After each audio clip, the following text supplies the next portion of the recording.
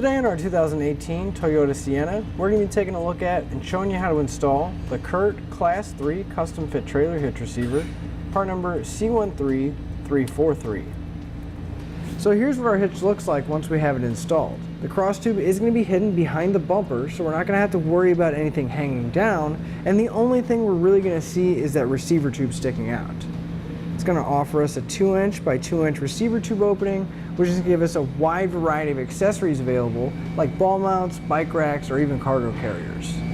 The way we're going to mount any of our accessories is to be through the hitch pinhole here on the side. It is going to accept a standard 5/8 pinning clip. While these aren't included in the kit, you can pick them up here at etrailer.com. Now the safety chain connection points are going to be a loop style, welded to the bottom of the receiver tube.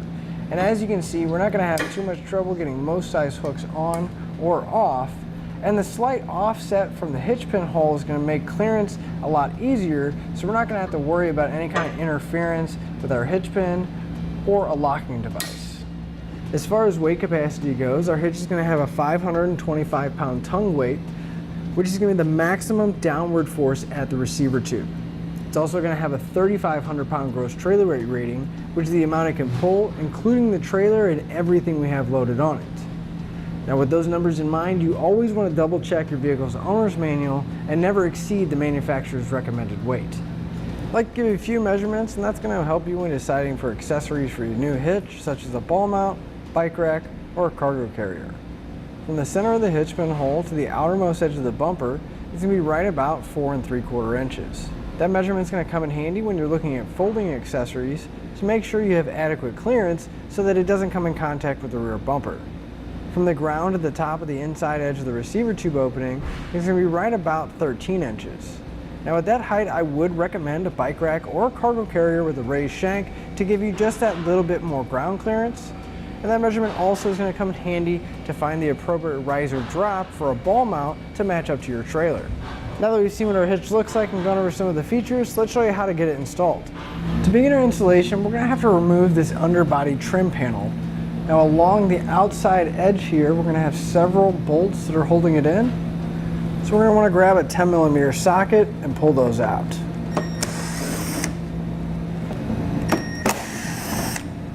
Towards the front of our van, we're going to have push pins going along the edge again. So we're just going to take a flathead screwdriver, and you notice that it has a little white section in the middle. We're going to want to come underneath the push pin and pop that white center section out. And that'll take some of the tension off of the clip. Then we come underneath the outer portion and pull the rest of it out. So we're going to want to pull all of them out going along the edge on this panel. Now towards the outer edge, we're also going to have this plastic clip here. If we just kind of push up on the panel, we can actually unthread these by hand. Just kind of loosely thread in this little plastic retainer underneath. So if you can, you're going to want to try to unthread it while pulling down on that at the same time. Because if we push up too much on that push pin, it'll just lock it back in place. It also helps if you can kind of get your hand under there and grab yourself a large Phillips screwdriver and just begin to loosen it up while you're still pulling down. It'll unlock, and we're going to have a total of 4 of them, 1 on each side of our panel, and then 2 at the very back of our panel.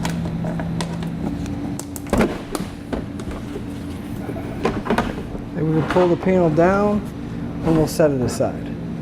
With the panel out of the way, if we come to right where our tailpipe is, right behind our passenger rear tire, we're going to have our exhaust hanger here. Now I'm going to spray a little bit of spray lubricant on the hanger. It's just going to make it easier because our goal here is to slide this rubber isolator off of the hanger so we can have our exhaust hang down a little bit. Now it's a good idea to go ahead and get a strap of some kind. That way the exhaust doesn't come down too far. Just want to find a solid point to secure it to. And we can always adjust the strap to let it down as much as we need to. So I'm just going to take a pry bar and use the hanger to pry against and just push that rubber isolator back until I can get it off that post. If you find that you don't have enough room to work with, we can pull down on the tailpipe to give us a little bit more. But you can also come back to where our muffler is in front of our rear tires. We're gonna have 2 more hangers there that are holding it in place. Again, you just wanna make sure you have that strap up so the exhaust doesn't hang down too far. But I think we'll have plenty of room without removing these hangers. So now on each side of our frame, we're gonna have these little stickers and plugs that are on the bottom, and we're gonna wanna pull all those out. You can just take a flathead screwdriver, utility knife, just about anything really, just to start scraping those off. You wanna peel the whole sticker off, and then it'll expose the weld nut inside the frame. So we'll go ahead and pull all the stickers off on both sides of our frame.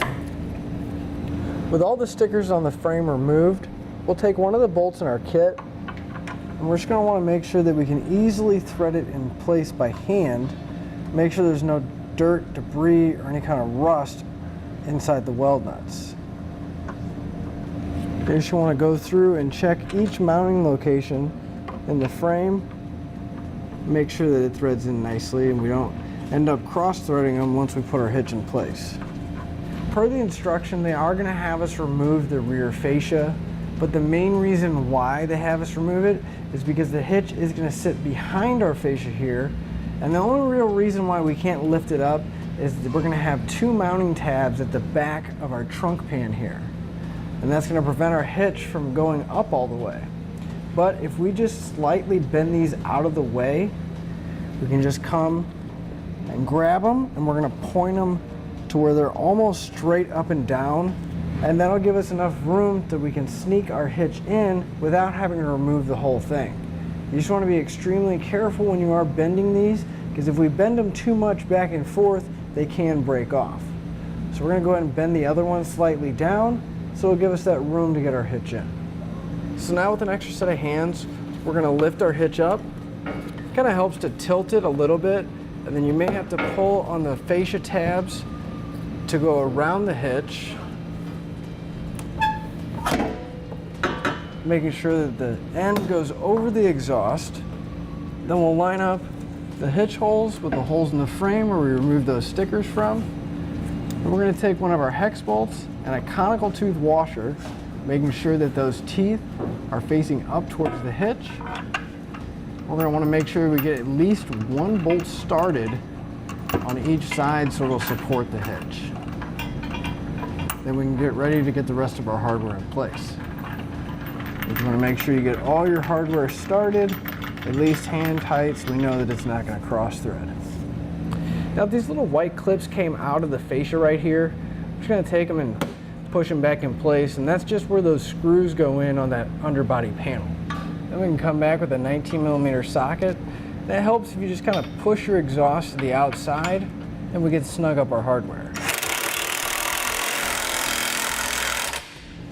Then we come back with that same 19mm socket and a torque wrench, and we're going to torque all of our hardware down to the specified amount in the instructions.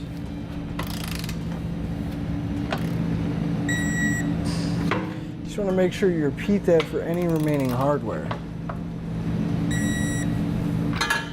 With our hitch torqued down, we can go ahead and get ready to put our exhaust back up. So I'm just spray a little bit more spray lubricant on that rubber hanger. And to make it easy on yourself, if you grab a thin screwdriver coming from the front of the vehicle, you just kind of pull down on the exhaust, move it out of the way a little bit. We can slide our exhaust hanger and rubber isolator back so that post will go back on there, then we can just push it back in place. And with the exhaust back up, we can remove the strap that was supporting it. Now in order to make room for the receiver tube to come out, we are going to have to trim a section of that underbody panel. And now there's dimensions and a diagram in our instructions, but if we find the center point between these 2 mounting holes, we're going to be measuring a 4-inch wide section by 7 inches tall. And then we're going to be cutting this entire area out. Now this is pretty thin plastic, so I'm going to be using a utility knife. Basically, you just want to take your time And if anything, you cut a little small because we can go back and cut more if it doesn't fit. Before we put our panel back up, we want to make sure that we bend these tabs back. So you're just going to come behind them and you're going to bend them so they're as close as they were at that 90-degree angle. And then we can grab our panel and test fit it and make sure that it'll clear the hitch. So make sure everything lines up properly. And then once we get these screws that we removed earlier, once we get them close, you can actually just push those up and it'll lock back into position. That'll help hold our panel up while we can get the rest of the hardware in. When we put the push pins back in, we want to make sure that white section is still sticking out. We'll push in that outer ring and then push the center in to lock it down. Now if the white section came out, that's all right. Let's go ahead and put the black ring in and then take one of the white center sections, line up, and lock it down. Then we can take the screws that were in the very end of our panel and put those back in place as well.